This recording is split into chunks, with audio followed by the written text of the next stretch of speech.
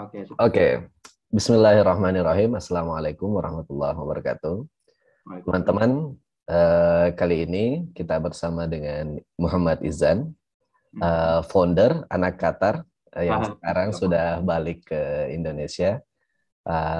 Katanya beliau menghabiskan lebih dari 5 tahun di Qatar, dan di video kali ini kita akan bincang-bincang bagaimana sih Qatar dari sudut pandang seorang remaja yang kemudian bisa, karena 5 tahun di sana kan berarti udah bisa tuh membandingkan antara hidup dan pendidikan di Indonesia maupun di Qatar. Sebelumnya Izan, apa kabar Izan? Alhamdulillah. Assalamualaikum. Alhamdulillah baik. Kak Darul. Waalaikumsalam warahmatullahi wabarakatuh. Alhamdulillah. Sekarang pertanyaan apa kabar udah bukan basa-basi ya. Iya, Beneran apa kabar nih? iya beneran apa kabar karena ya abang sekarang tuh apa kabar dihargai banget sama orang-orang. Udah bukan Kondisi basa-basi lagi. kondisi kayak gini tuh ya Iya, bener-bener bener sehat gak? Apa iya, gimana nih? sehat. Kak Darul Ah, gimana sih Kak? Alhamdulillah sehat. Alhamdulillah. Sekarang lagi kebanyakan free aja sih. Oke oke. Jadi sambil nunggu buat apa ya peluang-peluang selanjutnya setelah selesai di Qatar. Izan sekarang di mana? Sekarang saya di Jogja Kak. Udah ngekos Hmm. saya di Jogja. Untuk Oh tapi memang aslinya Jogja. saya memang asli Jogja. Kedua orang tua kebetulan dari Jogja. Hmm. Cuman kalau misalkan sebelum pindah ke Qatar saya tinggal di Jakarta Kak. Oh gitu. Berarti orang tua kerja di Jakarta sebelumnya. Iya, orang tua sebelumnya kerja di Jakarta, kemudian Hmm. sebenarnya saya lahir juga di Jakarta sih, Kak. Saya lahir di Jakarta sebenarnya. Jadi kayak sebelum di Qatar tuh hidup saya memang bener-bener full di Jakarta. Ya, paling kalau ke Hmm. Jogja kalau misalkan Lebaran atau mungkin libur panjang, saya baru ke Jogja gitu. Hmm. Berarti ceritanya gimana nih? Izan Jadi itu ke Qatar tahun berapa? Terus sekolah di sana? saya itu pindah ke Qatar itu tahun 2015. Itu waktu saya ingat banget saya waktu itu kelas 6 SD semester satu, akhir semester satu bisa dibilang. Jadi Hmm. pada saat itu, di saat teman-teman saya lagi Hmm. pada, termasuk saya ya, lagi persiapan untuk UN, saya malah kabur ke Qatar kalau kata teman-teman saya waktu itu. Hmm. Kabur dari apa ya, kesengsaraan gitu katanya. Oh, Izan pindah ke Qatar pada saat kita lagi persiapan UN, wah curang gitu kan. Apalagi waktu itu ya memang lagi banyak-banyak tryout, kayak sekolah Indonesia pada umumnya lah pada saat itu kelas 6 SD itu. Hmm. Dan memang 2015 berarti ujian nasional SD masih ada ya? masih ada. Tapi saya waktu itu kelas 6 jadi dan semester satu Kak. Jadi ujiannya 2016 harusnya. Saya Hmm. ingat banget waktu itu saya pada saat teman-teman saya lagi pada UN, saya lagi di Qatar lagi beradaptasi begitu. Hmm. Tapi waktu awal Izan ditawarin dikasih tahu gitu sama orang tua bakal pindah ke Qatar, itu Izan oke-oke aja apa? Sebenarnya waktu itu dikasih tahunya dari kelas 5 ya, dari kelas 5 akhir waktu itu kebetulan ayah, kalau misalkan waktu itu kan ayah kan dapat interviewnya kan di Qatar ya. Jadi waktu itu Hmm. Oh ayah berarti udah minta, berangkat duluan. ayah udah berangkat duluan waktu itu, ingat banget bulan Maret atau bulan April 2015 itu ayah Hmm. minta doa ke aku sama pokoknya ke ibuku, ke aku sama ke adek, apa namanya, bapak mau apa namanya interview kerja di Qatar, mohon doanya Hmm. semoga lancar gitu kan. Terus kayak saya sama adik saya tuh waktu itu masih SD ya kak ya, jadi kayak wah pindah ke Qatar kayaknya bakal berat nih, apalagi saya kan waktu itu kan kelas 5. Jadi kalau menurut saya ya kelas 5 SD itu kan udah mulai ngerti ya sama banyak hal ya. Hmm. Waktu itu saya merasa kayak wah berat banget nih pasti apa namanya, ninggalin teman-teman Jakarta Jakarta, kemudian ninggalin saudara-saudara, ninggalin kakek nenek waktu itu kan. Hmm. Terus habis itu akhirnya bulan Agustus itu saya ingat banget 1 Agustus ayah berangkat, kemudian besoknya pas hari sekolah saya masuk, itu saya kayak wah ini saya benar-benar ke Qatar ya gitu kan. Tapi Hmm. saya waktu itu belum tahu, belum dikasih tahu bulan apa saya bakal ke Qatar, apakah bulan apa namanya bulan Agustus juga atau mungkin apa bulan akhir bulan atau mungkin tahun depan. Saya waktu itu masih belum tahu. Cuman tiba-tiba waktu itu saya ingat banget Kak. Karena kan kalau cerita sedikit dulu tuh saya waktu SD kan bisa dibilang lumayan terkenal ya di sekolah. Jadi Hmm. saya sering apa namanya kayak ngisi Wes, kultum untuk teman-teman. siswa Ya berprestasi memang nih. ya memang dari kelas 4 sih Kak. Dari kelas 4 SD itu saya bisa dibilang udah ada nama di sekolah. Jadi kayak saya memang sering ngisi kultum, sering kayak tampil di depan lah, tampil di depan teman-teman. Nah, Oke. waktu itu tuh saya ingat banget waktu saya kelas 6 itu karena kan bisa dibilang kan paling senior di sekolah SD kan. Hmm.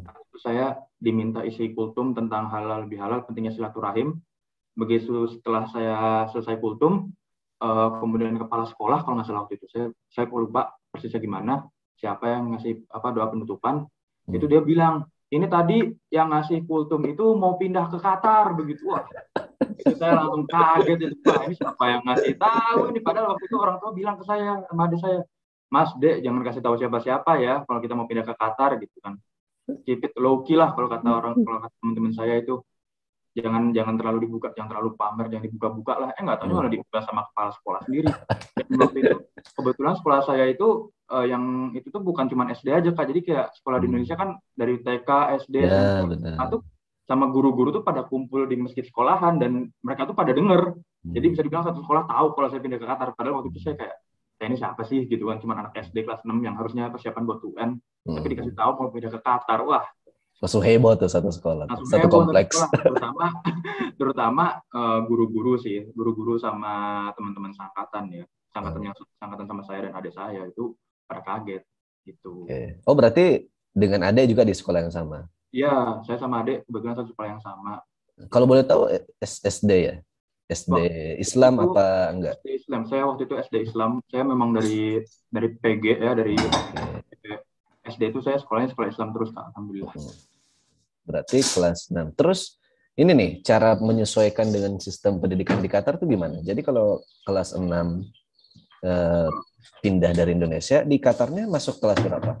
Waktu itu kan saya kan sempat ada break sebulan 2 bulan ya, kayak karena kan saya kan pindah November, Desember itu udah mulai liburan winter break ya. Jadi waktu itu saya sempat cari-cari sekolah dulu, Kak, karena kan waktu itu kan saya masih tinggal di Doha. Itu tuh saya masih cari-cari sekolah di Doha, kan memang pada awalnya mau tinggal di Doha.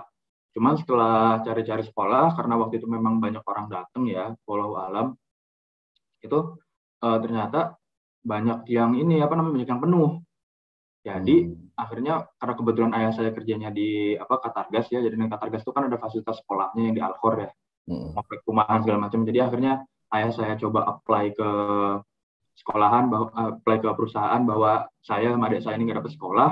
Akhirnya dapat tuh sekolahan di Al-Khor itu, sekolah perusahaan. Jadi mirip-mirip, kira-kira mungkin untuk penonton atau mungkin buat Kadarul ya, itu kira-kira mirip, suasananya mirip kayak di Bontang atau mirip di Arun, Aceh. Jadi kayak perusahaan, kemudian ada fasilitasnya, clubhouse, fasilitas macam-macam lah. Nah, jadi awalnya itu nggak langsung di Al-Khor. Oh, jadi segini dulu. Sekedar gambaran buat teman-teman. Jadi kalau Izan tadi cerita Doha itu maksudnya bukan ibu kotanya ya, ibu kotanya Qatar, Doha, terus ada wilayah lain. Al-Khor kira-kira berapa ya? 2 jam ya? Nggak 2 jam kayaknya, Kak, setengah jam, sejam nyampe kalau mobil ya. Setengah jam. Jadi itu 2 kota yang terpisah. Jadi walaupun Qatar kecil, tapi tetap ada kota-kota kayak gitu tuh. Bener banget. Oh, jadi awalnya di Doha dulu, nggak langsung di Al-Khor? Iya.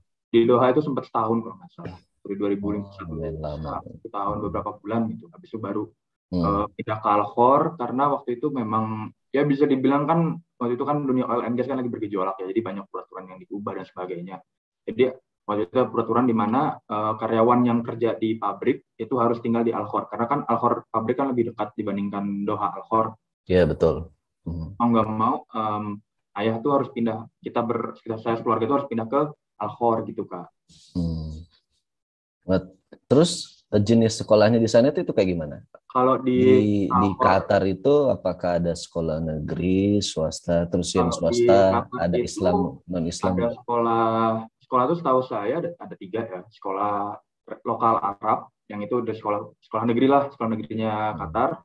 Kemudian ada sekolah British, itu kurikulum sekolah internasional berkurikulum British. Kemudian yang ketiga sekolah internasional juga, tapi kurikulumnya kurikulum Amerika. Dan sebenarnya ada lagi, cuman itu lebih kayak sekolah India, sekolah Filipina, yang dimana orang-orangnya itu banyak di sana dan mereka di sekolahnya sendiri gitu. Kalau saya waktu itu kebetulan sekolahnya internasional, kurikulum British gitu. Oh, yang British. Nah, berarti sampai di sana langsung masuk kelas gimana? Sistemnya British tuh kayak gimana sih? Kalau British itu lebih ke ini ya, moving class mereka. Itu yang pertama. Kalau di Indonesia kan SMP, SMA kan kita kan duduk di kelas ya, kalau tahu saya itu. Cuman begitu SMP itu mereka moving class, Kak. Jadi katakanlah pelajaran yang satu kelompok, katakanlah kayak waktu itu seingat saya geografi, sejarah, sama bahasa Inggris itu satu kelompok di bawah satu departemen lah. Itu teman-temannya sama. Cuman begitu kita pindah ke departemen kayak matematika, kemudian IPA, kayak kimia, fisika, biologi, atau mungkin seni, itu teman-temannya beda-beda lagi. Ya mungkin ada teman yang sama, cuman kemungkinannya kecil banget. Jadi kayak kita tuh memang temennya banyak banget, cousin temen satu sekolah tuh. Jadi kayak, oh di kelas ini saya sekelas sama si A, B, C, D, kemudian di kelas satu lagi saya sekelas sama X, Y, Z gitu. Memang beda. Itu yang milih kelas itu siswa sendiri? Itu yang milih kelas, kalau misalkan kelas 7, kelas 8, kelas 9, itu yang milih masih itunya. Kalau kelasnya itu yang milih sekolah yang milih sekolahnya. Cuman begitu kelas 10, 11 itu kita mulai milih pelajaran, Kak. SMA lah. Kalau di Indonesia kan ada penjurusan IPA, IPS sama bahasa. Sedangkan kalau kelas 10, 11 itu kita milih pelajaran. Itu namanya IGCSE, International General Certificate of Secondary Education. Gitu. Oh, berarti hitungannya pas pindah ke Qatar itu langsung masuk sederajat SMP? Langsung SMP, Kak. Jadi saya waktu itu nggak punya ijazah SD. Sampai sekarang? Sekarang udah punya, alhamdulillah. Jadi waktu saya naik kelas 8 kan liburan ya. Waktu itu saya ditawarin sama, kebetulan karena memang saya punya hubungan dekat sama sekolah lama, waktu itu saya ditawarin, Izan mau nggak ikut ujian nasional sama adik kelas gitu kan. Terus saya kayak, ya udahlah ambil aja gitu kan. Kalau misalkan berarti waktu pendaftaran di British itu nggak diminta persyaratannya, nggak diminta ijazah? Waktu itu dimintainnya cuma nilai rapor sih, Kak, seingat saya. Nggak ada tes?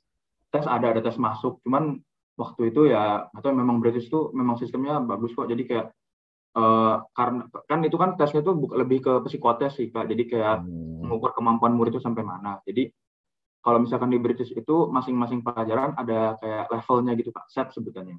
Katakanlah set 1 itu untuk anak-anak yang nilainya tinggi, kemudian set 2, set 3, 4, 5. Nah, waktu itu saya ikut psikotes dan kemudian begitu saya mulai persekolahan itu saya set 3 semua, Kak. Jadi tengah-tengah, alhamdulillah. Nggak terlalu tinggi, nggak terlalu rendah. Jadi bisa menyesuaikan lah. Ada ujian itu memang dievaluasi terus sama gurunya, kayak nilai anak ini makin lama makin bagus nih, jadi saya naikin lah setnya, jadi kelasnya beda lagi, gurunya beda lagi, teman-temannya beda lagi. Jadi kalau misalnya kelas matematika nih, berarti kelas matematikanya itu nggak bertingkat-tingkat juga sesuai dengan bertingkat-tingkat juga gitu. Keren itu. Iya, kalau di British kayak gitu kurang lebih. Terus pelajarannya berarti otomatis bahasa Inggris. Pelajaran otomatis bahasa Inggris. Kecuali kalau di sekolah saya, khusus sekolah saya ya, setahu saya nggak tahu sekolah lain di Qatar atau gimana. Sekolah saya itu karena kan sekolah perusahaan, dan di perusahaan tempat saya kerja itu banyak orang Indonesia. Jadi ada pelajaran bahasa Indonesia. Bagus. Oh, berarti ada gurunya orang Indonesia? Berarti. Gurunya orang Indonesia. Kalau ini pelajaran apa? Agamanya gimana tuh? Kalau pelajaran ada juga sih muatan lokal ya sebutannya. Kalau misalkan di Jakarta itu kan ada pendidikan lingkungan budaya Jakarta, muatan lokalnya Jakarta. Dan kalau di Qatar itu pelajaran agama itu masuknya ke muatan lokal dari pemerintah Qatar ya. Jadi muatan lokalnya itu ada agama Islam sama Qatar History, sejarah Qatar. Gitu. Qatar History and Culture sih lebih tepatnya itu. Oke. Terus teman-temannya Izan kebanyakan orang Indonesia? Banyak kan ya, baik lagi yang saya bilang, Kak, karena di perusahaan tempat saya ada banyak orang Indonesia, otomatis teman-teman saya kebanyakan orang Indonesia gitu. Tapi ada juga kok yang dari Malaysia, dari Filipina, kemudian dari Aljazair, Maroko. Berarti anak-anak dari yang orang tuanya kerja di itu ya, di Qatar Gas. Bisa dibilang orang tua kita temenan di perusahaan, kita temenan juga di sekolah gitu. Itu berarti SMP sampai SMA ya. Itu berapa tahun totalnya tuh? Itu total kan saya masuk Januari 2016, kemudian kemarin lulus tuh Juni 2021. Ya sekitar 5,5 tahun ada kali ya, Kak ya. Berarti kurang lebih ya. Kalau di sini kan berarti 6 tahun. Karena kan saya kan masuknya kan waktu itu semester 2, Kak, bukan semester 1. Oh gitu. Ya. Bisa langsung loncat ya?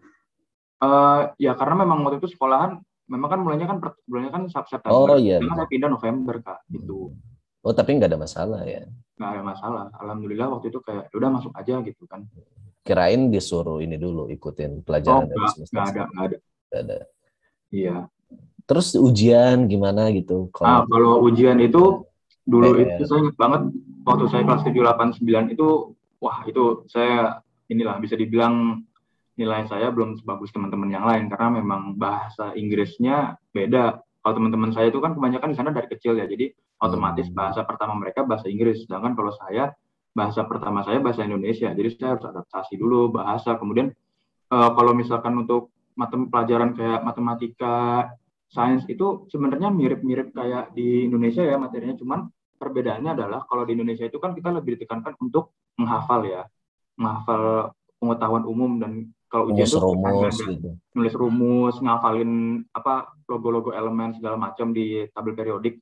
Yeah. Sedangkan kalau di Inggris di kurikulum British itu kita justru malah ditekankan untuk menalarkan, Kak. Lebih banyak esainya dibandingkan pilihan ganda. Tetap ada pilihan ganda, cuman kita tuh kadang-kadang diminta untuk menjelaskan pilihan kita. Kenapa kamu pilih? Katakanlah pertanyaannya, pertanyaan itu nggak cuma A, B, C, D, nggak cuma pilihan ganda. Ada, kalau misalnya matematika itu nggak ada pilihan ganda, Kak.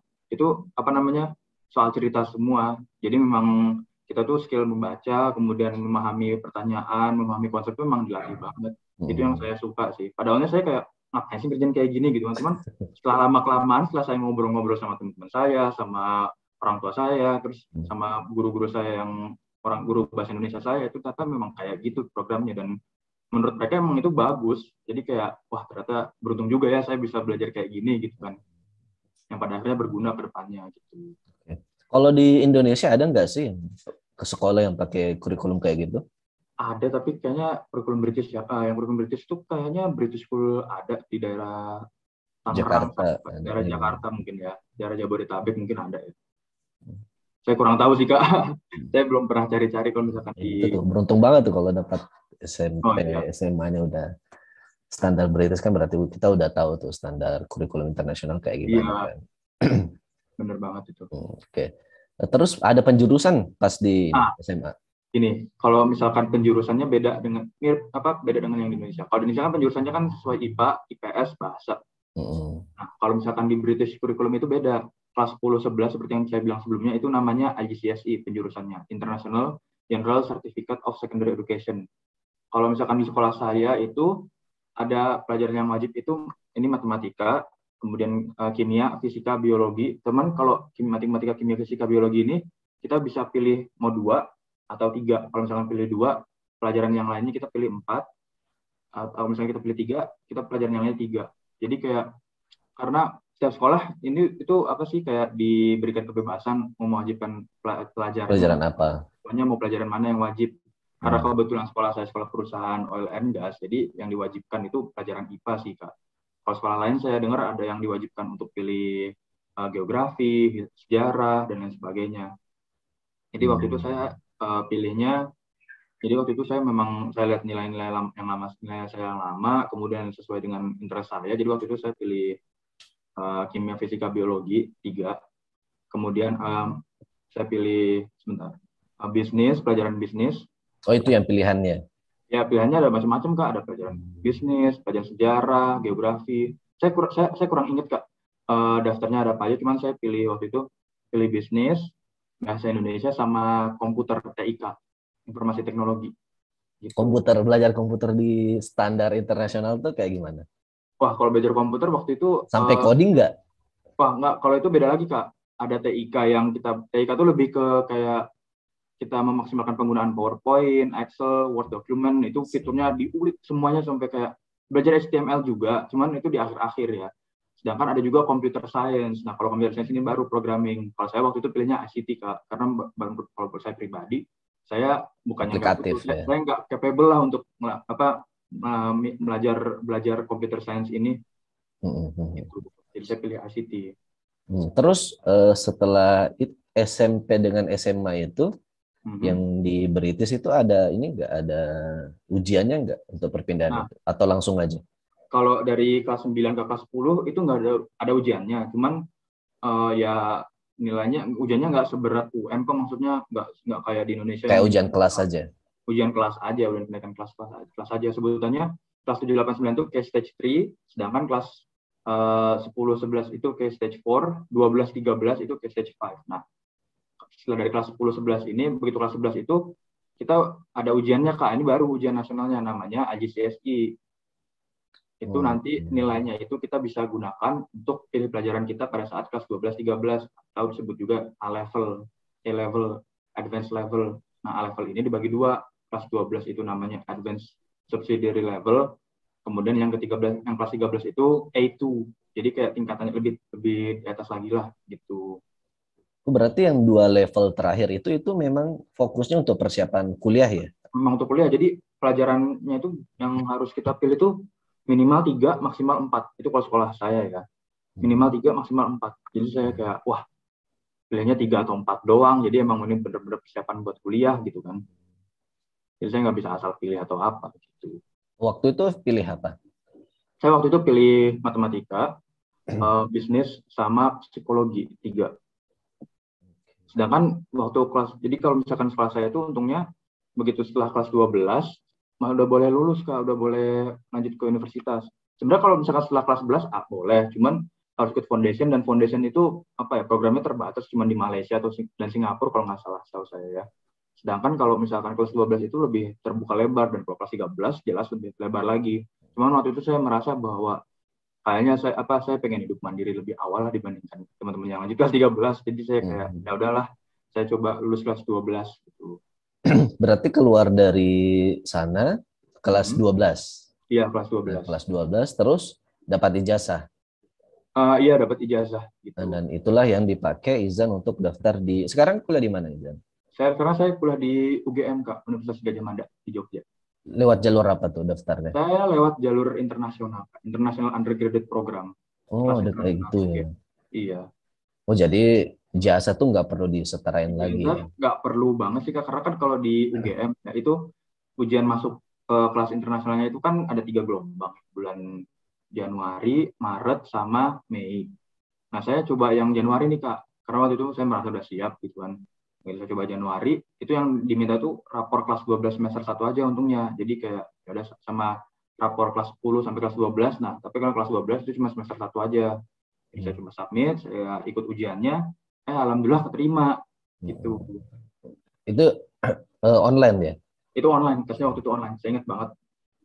Ujiannya itu mulai jam 7 WIB, jadi saya di sana jam 3. Oh, ujiannya masih di Qatar? Ujiannya masih di Qatar, Kak, karena kan ujiannya Januari. Oh iya, benar. Gitu.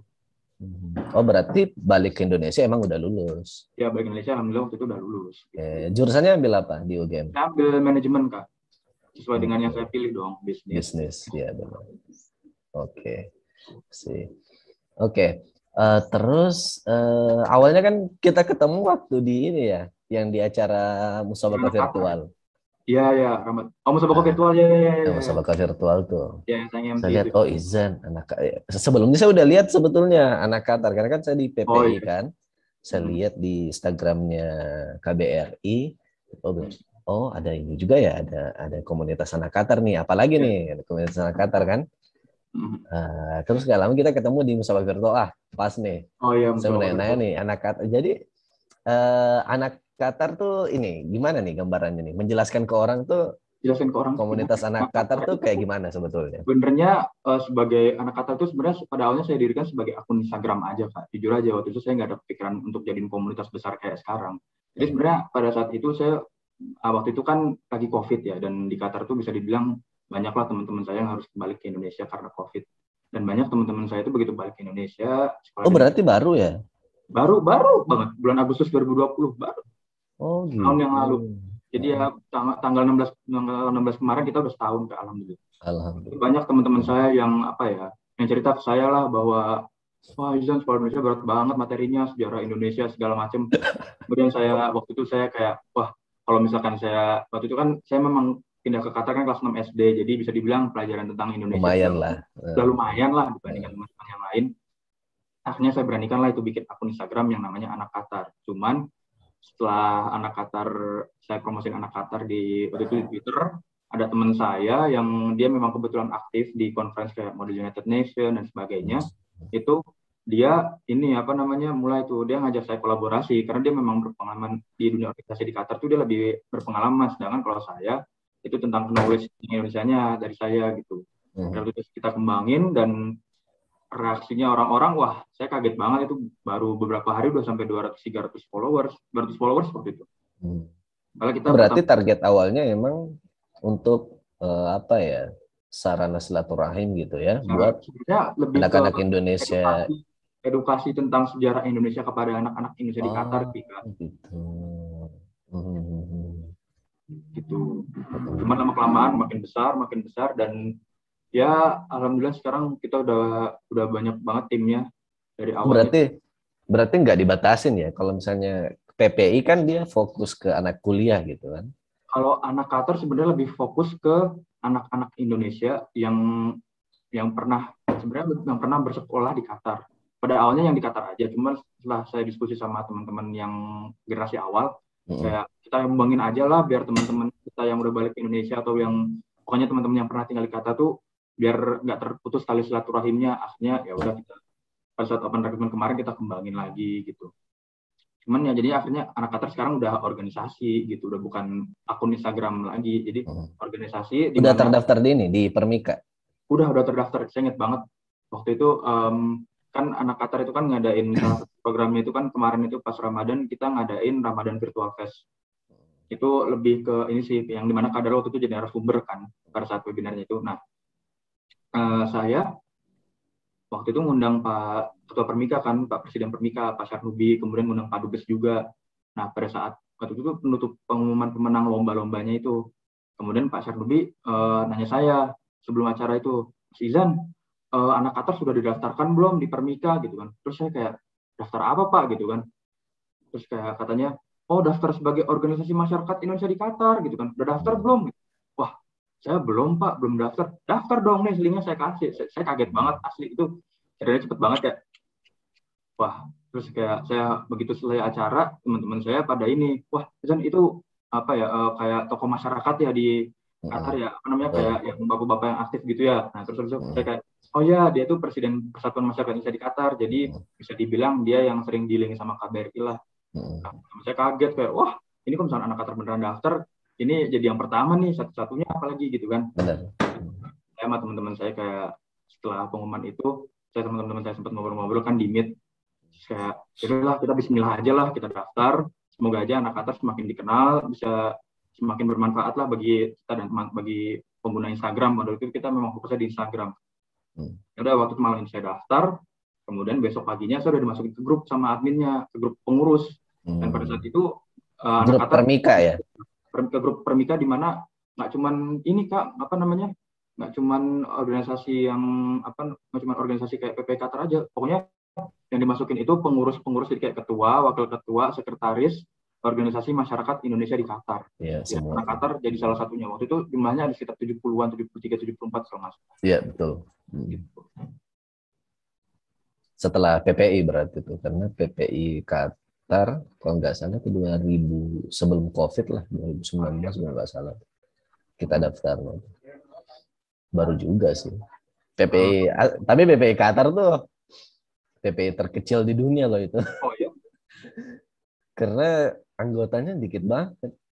Kalau dibandingkan sama UAE atau dibandingkan sama yang Oman? Lebih banyak ini Emirat, karena Emirat kan dia menghitung, karena kan di Emirat ada ini tuh yang mahat kan. Di Qatar ada juga sih. Di Qatar ada yang mahat juga kan setahu saya. Ada yang mahat, tapi nggak sebanyak di Emirat. Di Emirat itu modelnya kayak Izan, jadi tamat SD, berangkat ke sana, sampai ini saya SMA. Oh, oke. Di Qatar kayaknya ada, cuma nggak masuk di ini, ini PPI, dikit banget. Awalnya sebenarnya saya justru malah pengen mewakili teman-teman yang sepantaran sama saya untuk kayak kita gabung PPI Qatar ya, cuman setelah saya pikir-pikir kayaknya beda deh. Juga kayaknya bakal ada gap deh di antara kakak-kakak di PPI Qatar seperti Ahmad Kadarul sama teman-teman saya dan saya sendiri gitu kan. Kalau misalnya kita gabung PPI Qatar, akhirnya kayak ya udahlah saya bikin anak Qatar, bismillah aja gitu. Emang beda sih ininya. Ya, karena kalau PPI itu dia lebih ke mahasiswa, khusus ke mahasiswa sih. Nggak bisa diperluas. Itu pun kita juga kemarin tuh diskusi juga soal definisi mahasiswa Qatar tuh kayak gimana. Apakah orang Indonesia, kalau misalnya kayak Izan nih, pernah tinggal di Qatar, terus kuliahnya di mana gitu, di luar Qatar, apakah itu masuk atau enggak? Kemarin tuh akhirnya definisi yang kita pakai adalah orang Indonesia yang terdaftar kuliah di universitas yang ada di Qatar. Oh, jadi kayak mahasiswa di QU, kemudian CNAQ gitu-gitu ya. Ya kayak gitu di Education City kan. Education City dan itulah ya. Qatar Foundation lah ya. Ya. Sama CNAQ dan sebagainya. Kayak gitu. Dari situ, dari definisi itu maka terbatas banget. Iya. Karena yang paling banyak tuh di kampus saya di SBKU. Di SBKU paling SBKU, 4 orang itu udah banyak tuh diterima. 4 orang itu masuk banyak. Oke. Yang sekarang ada tuh tinggal si Henry. Setelah angkatan saya selesai itu tinggal Henry kan. Terus di KU itu ada 1 tuh mahasiswa S3. Iya. Terus yang sekarang ini yang bentar lagi berangkat ke Qatar itu yang saya tahu ada banyak yang ini ya program bahasa di KU tuh. Program bahasa Arab di KU ya. Program bahasa Arab, tapi kan cuma setahun kan. Cuma setahun kan? Cuma setahun kalau yang bahasa Arab itu. Terus yang di SBKU itu 1 S3 juga, yang 1 lagi S2 tuh. Cuman itu tuh yang saya tahu tuh. Jadi emang dikit banget. Iya, saya juga kayak PPI Qatar kok dikit banget gitu kan. Kecil banget. Karena Qatar, kalau misalkan saya teman-teman sepantaran saya katakanlah gabung PPI ini pasti bakalan justru malah banyakan kitanya dibandingkan kakak-kakak mahasiswa. Iya, gitu. Itu dia. Gitu. Jadi kan di satu sisi nggak enak juga kan pasti. Iya, benar-benar enak mau juga. Bikin kegiatan, mau apa gitu. Iya, benar-benar. Jadi sekarang anak Qatar dipegang sama siapa? Sekarang anak Qatar, jadi pada saat itu kan saya bilang ke teman-teman saya bahwa saya bakalan lanjut kuliah di Indonesia. Itu tandanya saya udah nggak bisa ketua lagi kan. Waktu itu saya kebetulan alhamdulillah banget punya tim yang suportif, yang saling mendukung satu sama lain ya. Mereka semuanya di Qatar? Sekarang gini Kak, anak Qatar untuk pengurus inti katakanlah saya ketua, wakil ketua, sekretaris itu dan humas itu mereka wajib mereka harus tinggal di Qatar. Sedangkan untuk pengurus yang di bawah kayak katakanlah graphic designer, kemudian editor itu bisa di mana aja. Tapi untuk saat ini kita baru di Qatar dan Indonesia gitu. Sekarang karena Qatar dipegang sama teman saya namanya Kayana. Itu dia orang hebat, itu dia hebat banget. Jadi kayak dia memang sering ikut organisasi konferensi-konferensi kayak MUN, pengetahuan tentang dunianya lebih luas.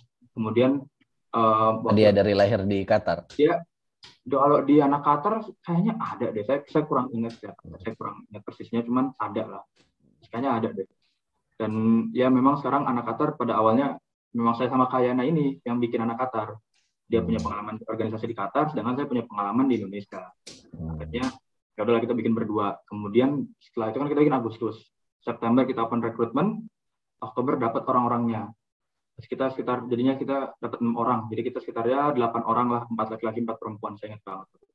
Kemudian itu awal Oktober. Kemudian akhir Oktober kita pertengahan Oktober kita nge-upload gitu tim post lah. Jadi biar orang-orang tahu siapa aja sih orang-orang di balik anak Qatar ini. Akhirnya itu sampai di notis KBRI. Waktu itu, wah saya kaget kan. Padahal baru berapa bulan ya? 2 bulan, 3 bulan kita berjalan. Sama ini ya, sama Pak Ali ya? Sama Pak Ali, ya. Pak Ali baik banget ya. Dia ini KBRI Doha, sangat support deh. Iya, waktu itu kayak, wah, kita di DM sama Indonesia Indoha gitu kan, KBRI Doha. Saya sebagai waktu itu kan saya megang akunnya, saya kaget dong. Kayak, wah, dibilang kayak gini, kapan nih anak Qatar main ke KBRI gitu kan. Nah, dibilangnya main, bukan diskusi. Wah, saya screenshot, saya kirim ke grup pengurus anak Qatar. Teman-teman saya kayak, wah ini beneran kita diundang ke KBRI ini. Wah, rame. Kayak, nah udah akhirnya waktu itu kita ke KBRI pada saat Sumpah Pemuda, 28 Oktober. Jadi ya, padahal waktu itu kita memang sengaja aja pilih tanggal 28 Oktober dan ternyata kebetulan bertepatan sama Hari Sumpah Pemuda. Jadi kayak kata Pali, wah pas banget momennya pas lagi Sumpah Pemuda yang datang ke KBRI ya gitu kan.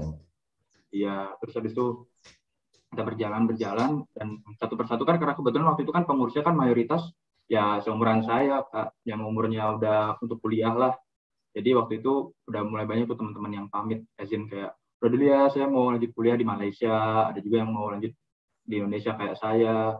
Jadi saya kira-kira nggak bisa jadi bagian dari anak Qatar lagi. Jadi kayak ya udah teman-teman banyak yang mengundurkan diri, tapi ada juga yang stay.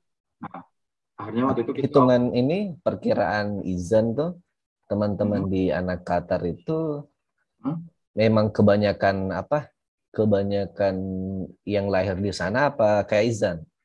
Kebanyakan kayak saya, cuman ada tapinya Pak, ada cuman mereka itu mungkin ada yang lahir di Indonesia, cuman di Indonesia itu cuma bentar, Kak. Kalau saya kan Indonesia kan cukup lama ya, 11 tahun lah. Kalau teman-teman tuh kebanyakan di Indonesia tuh cuma kayak waktu sampai TK doang atau mungkin SD kelas 1 kelas 2, di mana kalau misalkan pada saat stage itu kan anak-anak belum terlalu ngerti lah ya tentang apa sih Indonesia, mungkin betul. tentang sekolahan. Jadi kebanyakan mereka mungkin masa kecilnya di Indonesia, cuman begitu itu pindah ke Qatar, mungkin ada atau enggak, ada juga yang lahirnya di Indonesia, terus baru umur berapa bulan pindah ke Qatar. Itu ada, Kak, di Qatar. Oh, berarti emang kebanyakan nggak bisa bahasa Indonesia ya? Kebanyakan nggak bisa bahasa Indonesia, dan ya saya sebagai teman yang bisa bahasa Indonesia, saya udah nggak apa-apa join aja, karena memang anak Qatar pada saat itu saya memang mengedukasinya pakai bahasa Indonesia. Cuman saya diingetin sama si teman saya si Kayana ini, Izan, jangan pakai bahasa Indonesia. Kalau kita pakai bahasa Indonesia, siapa yang mau baca konten kita, siapa yang mau lihat gitu kan. Oh, Oh iya ya gitu kan. betul. Saya pakai bahasa Inggris aja.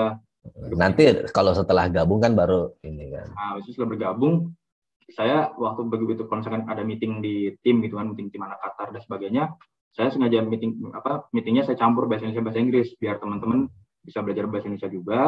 Praktek juga kan. Praktek juga, kayak ayo kita pakai pakai bahasa Indonesia, nggak usah malu, kita di sini sama-sama belajar, sama-sama anak-anak Indonesia di Qatar. Kita senasib lah ya, maksudnya ya kita sama-sama belajar lah di anak Qatar. Kita ini kan bisa dibilang keluarga ya, karena anak Qatar memang banyak sih orang tua di luar sana yang kayak wah anak Qatar keren banget, waktu udah SMP SMA itu udah. Mereka senang juga pasti orang tua karena anak-anaknya ada kegiatan ini kan. Ya kayak wah ini siapa nih penggagas anak Qatar ini, saya pengen ketemu. Wah, saya ingat banget waktu itu, Kak. Keren. Berarti saya tuh bayangan saya berarti kalau kondisinya kayak gitu berarti di rumah-rumah orang Indonesia di Qatar tuh kesehariannya emang pakai bahasa Inggris ya? Ya, keseharian mungkin ada yang pakai bahasa Inggris, ada juga yang pakai bahasa Indonesia, ada yang campur. Tapi kan kalau misalkan kita kan kalau misalkan SMP SMA kan lebih banyak bukan lebih banyak, tapi kayak pasti menghabiskan waktu sama teman-teman juga dong, Kak, ya kan.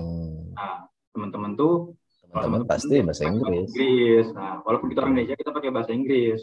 Kita bukannya sok Inggris kayak. Iya, emang kondisinya kayak gitu kan.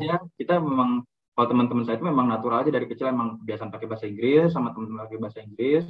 Jadi kayak ya udah bahasa pertamanya memang bahasa Inggris.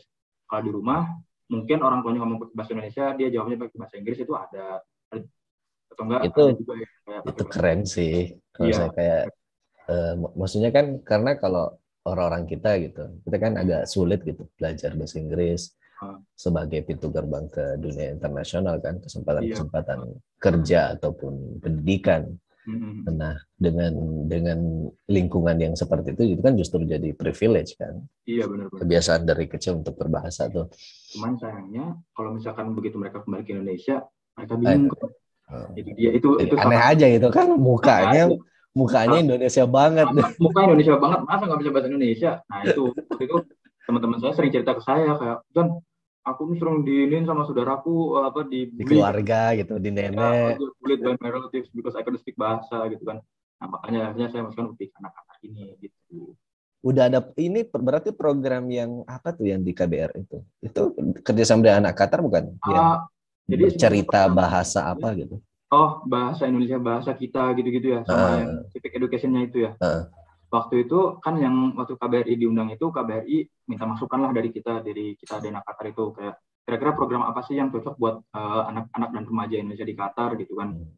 Terus habis itu kita sebagai anak Qatar itu kita kasih tahu lah ke Pak Ali, waktu itu kan kita ketemunya sama Pak Ali, bukan sama Pak Ridwan ya. Itu kayak program bahasa Pak, karena balik lagi teman-teman kita banyak yang nggak bisa bahasa Indonesia karena memang dari kecil di Qatar. Kemudian program kayak sejarah Indonesia dan sebagainya. Jadi bisa dibilang saya bukannya sombong atau apa, tapi anak Qatar memang yang mengusulkan ke KBRI. Jadi KBRI waktu itu mengusulkan, mungkin sama KBRI didiskusiin kali ya sama pihak internal KBRI, dan akhirnya alhamdulillah diwujudkan gitu. Dan programnya masih berjalan sampai sekarang kayaknya. Masih kayaknya. Iya. Dan itu pasti bermanfaat banget sih buat teman-teman yang tinggal di sana kan. Ada supaya mereka tahu gitu budaya tentang Indonesia dan sebagainya. Oke. Udah berarti sekarang udah mulai kuliah ya? Saya udah mulai kuliah. Ini saya lagi jam kosong aja gitu. Oh, gitu. Dan kebetulan kelasnya cuma kelas pagi aja kalau hari Kamis ini. Tuh. Tapi masuknya tiap hari? Masuknya tiap hari, Senin sampai Jumat. Nah ini manajemen nih, manajemen agak bisnis. sedikit. Apa sih nama Ya, jurusan? belajar bisnis, ekonomi, accounting gitu-gitu. Nah Oh. ini yang saya perlu adaptasi lagi ini. Kalau di Qatar kan weekendnya kan Jumat Sabtu. Oh iya bener. Sabtu Ahad, Sabtu Minggu. Wah, saya tuh perlu penyesuaian ini sih. Berarti Memang kos nih, di Jogja kos. saya nggak puas, Kak. Saya nggak puas Wes, hidup. ngerasain jadi anak kos. Iya, benar-benar. Saya ya memang perlu adaptasi lagi dengan budaya dan kebiasaan orang-orang Afrika ya.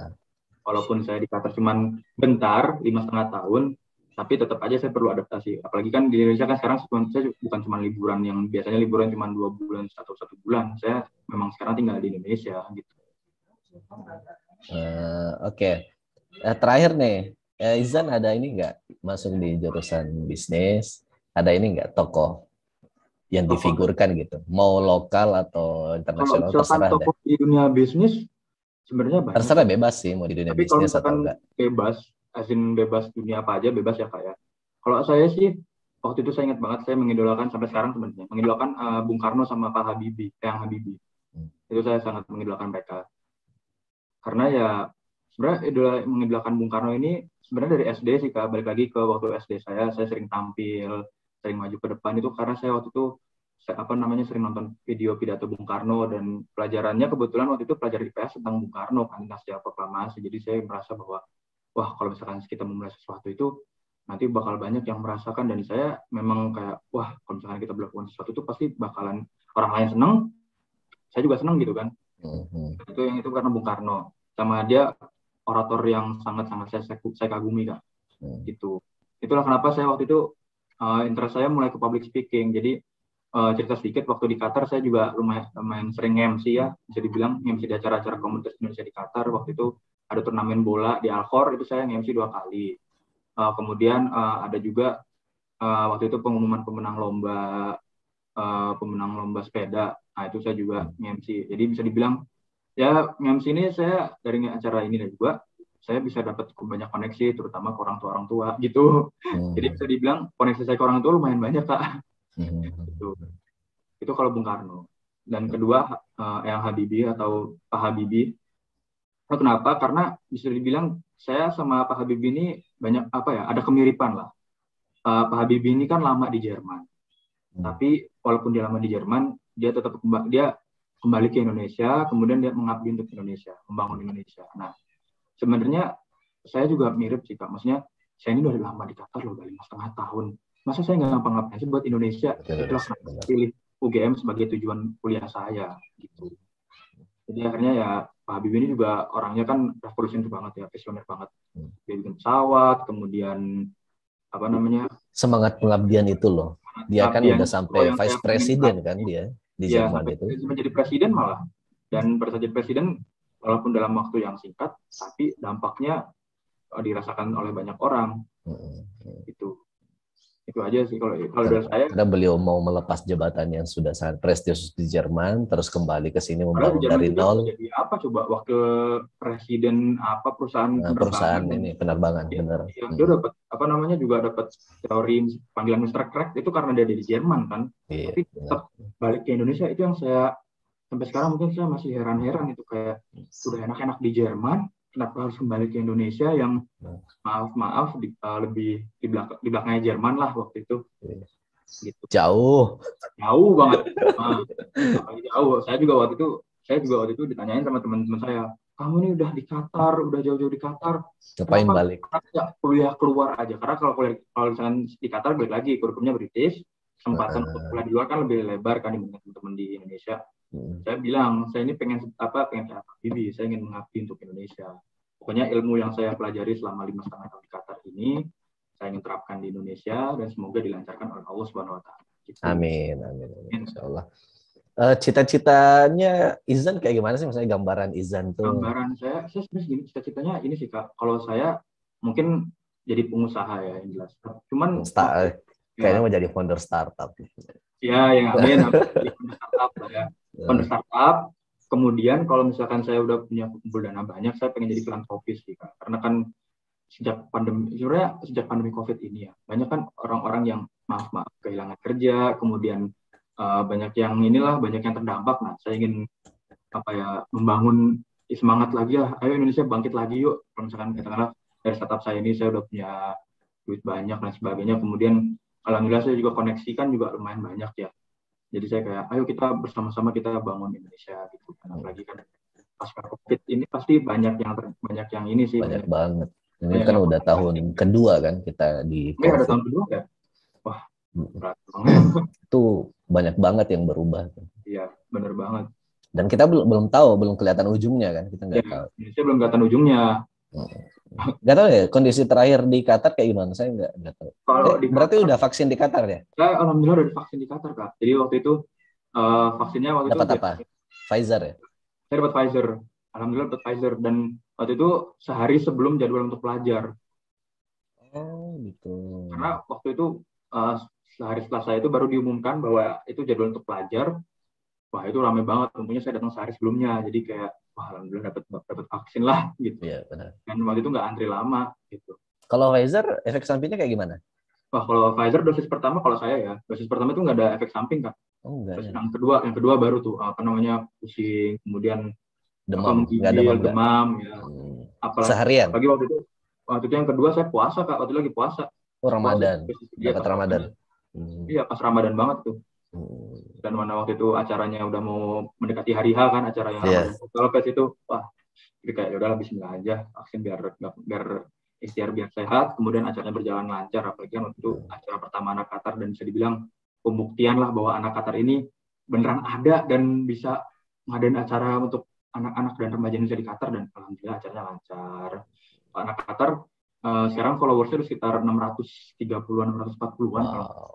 Saya udah nggak megang akunnya lagi sih, cuman sekarang udah ada adminnya, apalagi kan anak Qatar memang sekarang udah 8 orang, jadi 19 orang sekarang termasuk saya. Jadi kayak wah anak Qatar udah gede banget dan ya semoga selain bermanfaat selain bermanfaat untuk followers kita juga bermanfaat untuk kalau saya sebagai pendiri ya.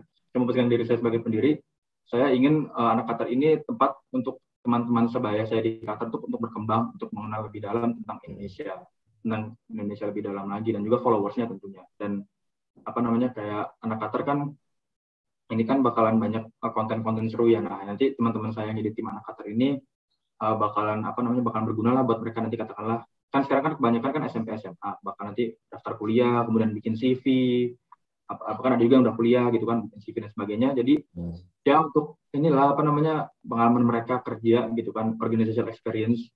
Karena ya memang saya ini sih Kak, orangnya memang suka berbagi ke orang ya. Walaupun saya memang merasa bahwa ilmu saya itu masih rendah, pengalaman saya masih dikit banget. Tapi kayak saya suka aja gitu Kak berbagi ke orang. Memang stress reliever lah kalau saya itu bagi ke orang itu.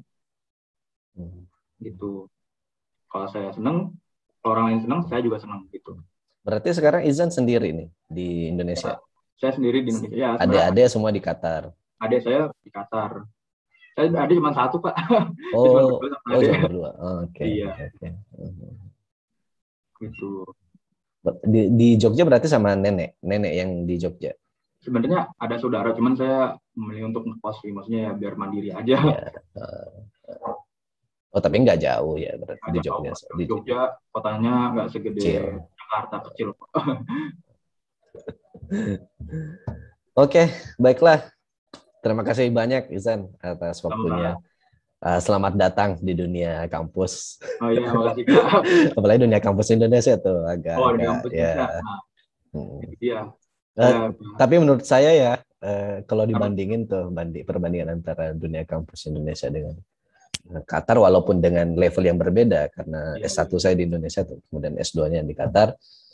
Menurut saya tuh dari segi kualitas oke lah kita tertinggal gitu kan dari level internasional. Tapi menurut saya dari segala kesemrawutannya Indonesia itu justru kalau dilihat dalam kacamata positif itu menjadi kompleksitas yang perlu dilajari loh itu. Oh iya benar. Karena kan saya kayak Indonesia Kak. Karena kayak di Qatar kan. Di Qatar kalau kayak di Qatar tuh semuanya teratur, terorganisir dengan baik. Ada apalagi saya dapat fasilitas dari perusahaan ayah saya yang perusahaannya itu turah-turahan lah, turah-turah banget. Proses clubhouse segala macam, sedangkan di Indonesia maaf fasilitasnya tidak sebanding Ya, apa terapi di Qatar. Dan apalagi di Indonesia ini kan, apalagi kan di UGM kan bisa dibilang universitasnya terkenal dengan gerakan-gerakan organisasi mahasiswa. Nah itulah kenapa saya pilih UGM, itu karena saya pengen mengaplikasikan, baik lagi yang saya bilang tadi, mengaplikasikan ilmu saya di Qatar 5,5 tahun itu untuk di Indonesia. Siapa tahu bisa bermanfaat untuk UGM dan juga untuk Indonesia. Itu Kak. Oke, baik. Sekali lagi terima kasih banyak Izan atas waktunya. Insya Allah senantiasa dalam lindungan Allah ya, kita sehat-sehat semua beserta keluarga dan semua teman-teman di anak Qatar juga, teman-teman di PPI. Saya juga ini mau mundur dari PPI ini. Wah, harus diserahkan ke udah nggak mahasiswa lagi ya. Udah mahasiswa selanjutnya terus ke alumni nih, udah jadi alumni Qatar ya hitungannya ya. Udah alumni Qatar lah. Oke. Walaupun saya juga alumni Qatar sebenarnya Kak. Cuman waktu itu sempat kepikiran untuk mengundurkan benar-benar full resign dari anak Qatar. Cuman banyak pihak termasuk orang tua itu memang ini ya, mereka itu kayak, wah Mas Izan kenapa harus keluar dari anak Qatar? Kan Mas Izan yang mendirikan. Teman-teman saya juga kayak, wah bisa resign lah, no need to resign, just resign as a advisor, jadi penasehat gitu kan. Jadi saya pikir-pikir lagi, akhirnya kayak udah bismillah saya jadi anak Qatar gitu. Oh iya, ada satu, ini saya lupa nih. Ini anak Qatar yang non Muslim ada nggak?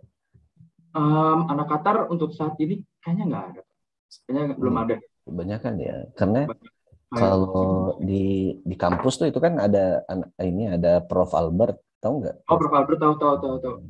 Nah, kalau di sekolah saya juga ada sih Kak beberapa non Muslim, cuman nggak tahu ya, mereka mungkin belum mau ikut.